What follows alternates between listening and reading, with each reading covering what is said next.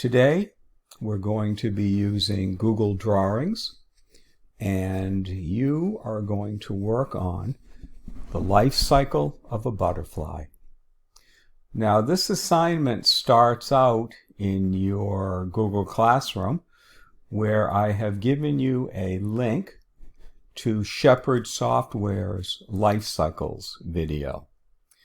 At the end of this video, which is what you're seeing right now, there is a butterfly game. I'd like to have you click on that, play the game, and at the end of the game, you're going to have a pretty good idea of the life cycle of a butterfly. To show me what you know about the life cycle of a butterfly in your Google Classroom, I have given you a document that's a Google Drawings, but it's incomplete. I'd like to have you show me what you know about the life cycle of a butterfly. And when you're done, it should look sort of like this. It should have a colored background. It should have the 5 parts of the life cycle of the butterfly. It should have 5 arrows, and it should have 5 call-outs telling what the parts are. It should have a title, and it should have your name. Now this one is complete. It has all of the parts, and I've given you one that is sort of complete. It's something that you can work on. Now in this one, you're going to have to do a file, make a copy, because the one I've given you is one that needs to have a copy made. So I'm going to pretend I'm Joe's student, and I'll call it Joe's Life Cycle of a Butterfly. I don't need the incomplete part, so I'll delete that, and then I'll click OK. Now the title up here will say Joe's Life Cycle of a Butterfly, and now you can do some things here. Now, first of all, I want to show you this colored background is nothing more than a rectangle. And if I want to, I can move it. And I have to be careful about this because I do not want to move it while I'm working. I also, if I want, can change the color of it. And again, you are more than welcome to change colors here. I've given you a title, and if you want, you can change the font. You can change the size. You can do pretty much what you want with this, but I would like to have it remain the text life cycle of a butterfly. But you changing the font, no problems. Changing the color of the text, no problems. This is about what you want to do. But I do want to see life cycle of a butterfly. I don't want to see by your name. I want you to put in your name. Again, I'm pretending to be Joe's student, so I'll put his name in. Now, I've given you 5 items to work with, 5 graphics. I've also given you an oval. And if I want to reuse that oval, all I have to do is do a Command D, which is edit up here. Command D stands for duplicate. Now I have 3 of them. I might want to keep this off to the side. I want to do the same with the arrows, because I told you you're going to need 5 arrows. So I can keep these off to the side. If you want to change things here, if you want to change the fill color, you can do that. But you might want to be, if you want to have all of the ovals have a different color, that's fine too. If you want to have your oval have a thicker background, you can do that. Now, here's something that's a little tricky. If I want to put this caterpillar inside of here, I want you to notice what happens. It's there, but it's behind the oval. If I click on the oval, there it is. What I have to do is I have to select that small caterpillar, and I go up to Arrange. I click the order, and I tell it to bring it to the front. Now, I can bring it over to here. If I want to increase the size of that, I can do that. If I want to turn my oval so it looks something like this, if I want to make it a little wider, I can do this. I can manipulate these. Put it maybe right in the center. Notice the cross hatches. It's a little hard to see with that red color, but there are cross hatches telling that it's centered. Now I'm going to hold my Shift key down, and I've selected the oval and the graphic and the small caterpillar. I'm going to go up to Arrange, and I'm going to group these.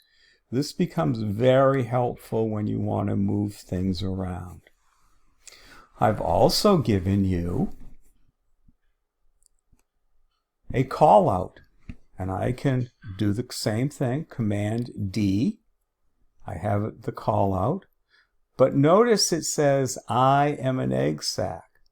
Well, it's not an egg sac, and if you don't know how to spell things, then go over to here, and I can highlight this. I am a small caterpillar. I'll do a Command C to copy. I'm going to delete this. Command V, I am a small caterpillar. It's not fitting in here, so I'm going to make that box a little bit bigger. I want to move this point maybe down to here. And I can drag this up. And maybe what I want to do is move the text box, the call out, the oval, and the caterpillar. We know that this is already grouped, so I'll hold my Shift key down. Now I'm going to go up to Arrange, and I am going to group these. So all three of them are grouped. Now, what I'm expecting of you is that you can go and do the same thing with this larger caterpillar. I'm a full-grown caterpillar, so you would go here.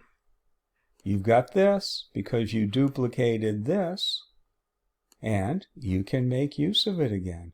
Now I'm going to guess that this is going to cover the whole thing. I'm right.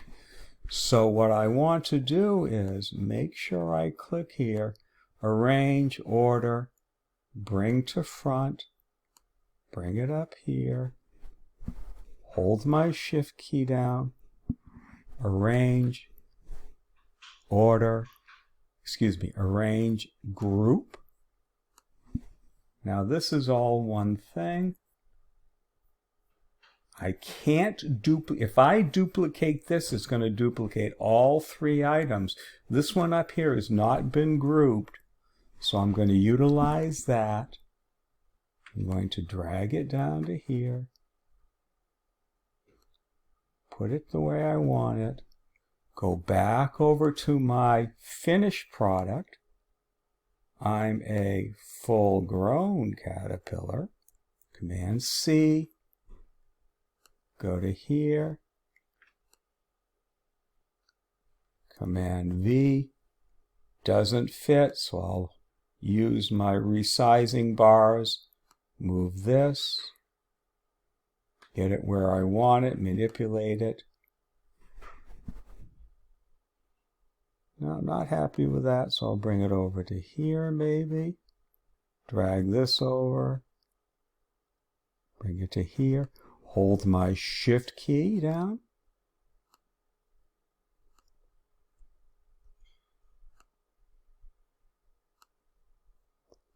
Now all three of these I want to arrange and I want to group. So these are done. Now before I stop this, I want to show you one extra thing. Command D. And you can do this with the oval, you can do it with the call out, you can do it with the image. And what it is right here, there's a little hidden more, format options, and drop shadow. And if you go down here to distance, now you see the drop shadow. You can do the angle on it. This is kind of a fun thing to do. I'll use the butterfly this time. And I'm going to move it over just a little bit. And you'll start to notice that my butterfly will have a drop shadow. There it is. There's the drop shadow for the butterfly. If I wanted to, I also could do a drop shadow. I could even change the color of the drop shadow. That's why this is here. I can change the distance here. So you'll notice that now this has a drop shadow in it. The color is, I can change the angle anywhere I want it. So there are a number of different things you can do here. When you're done though, I would like your completed product to look something like this. Again, 5 items, 5 ovals, 5 images. I've given you 5 call-outs, 5 arrows. You've got it all right in here. So this is an example of pretty much what I'm expecting, but I want you to use your own creativity. If you want to, if you're not happy with my ovals, you can always go to Insert, a shape, pull in your own arrows, pull in your own shapes, pull in your own callouts, or right here you can click on this icon, give you the exact same thing. So you can play around with that. I think you're going to have a lot of fun with this. It's a good creative, artistic lesson for you. And I am looking forward to seeing what you come up with. Good luck, and as always, have fun.